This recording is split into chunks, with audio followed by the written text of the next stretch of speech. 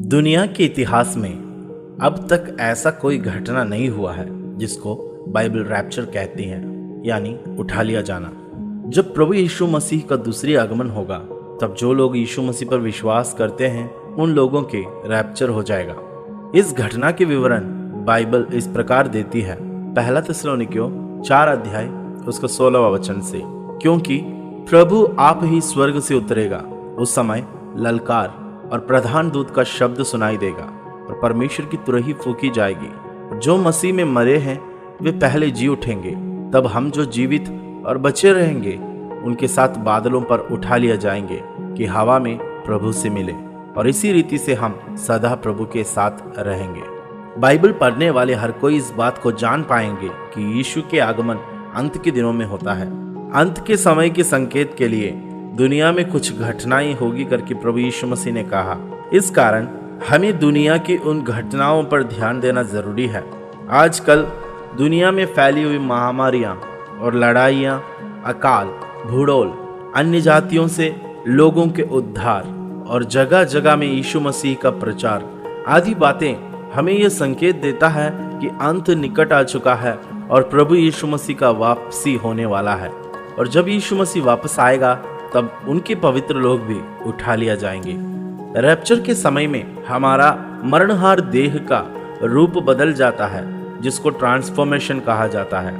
प्रेरित पौलुस कुरिन्थियों की पत्री 15 अध्याय का 50 वचन में इस विषय के बारे में लिखा है, हे भाइयों, मैं यह कहता हूं कि मांस और लहू परमेश्वर के राज्य के अधिकारी नहीं हो सकते, और न नाशवान अविनाशी का अधिकारी हो सकता है।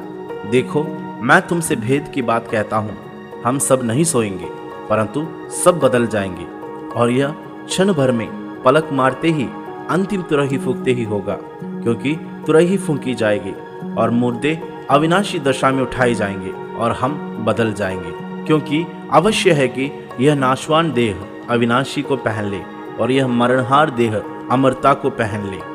रैप्चर वो समय है जब हम स्पिरिचुअल वर्ल्ड में कदम रखने का सबसे बड़ी खुशी की बात सबके साथ ये होगी, क्योंकि ये वो समय है जब वे अपने उद्धारकर्ता प्रभु यीशु मसीह को अपनी आंखों से देखते हैं। भक्त अय्यूब भी इस बात के बारे में कहा है। अय्यूब की किताब 19 अध्याय उसका 26 वचन में अय्यूब बताते हैं, और अपनी खाल के इस प्रकार नष्ट हो जाने के बाद भी मैं शरीर में होकर परमेश्वर का दर्शन पाऊंगा। उसका दर्शन मैं आप अपनी आंखों से अपने लिए करूंगा और कोई दूसरा नहीं। अय्यूब इस बात को जानता था कि उनका भौतिक शरीर भले नष्ट हो जाए, फिर भी परमेश्वर उन्हें एक बदला हुआ शरीर देने वाला है, और उस देह में रहकर वह अपने उद्धारकर्ता को देख पाएंगे। प्रियो, संसार की इस बदलती हुई वातावरण के बीच में हमें यह संकेत मिलता है कि हमारा उद्धारकर्ता वापस आने वाला है।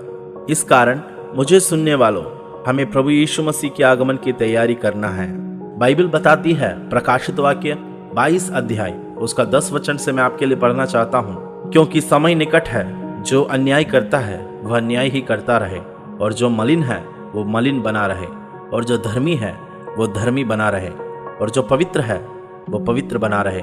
देख, मैं शीघ्र आने वाला हूँ, और हर एक के काम के अनुसार बदला देने के लिए प्रतिफल मेरे पास है।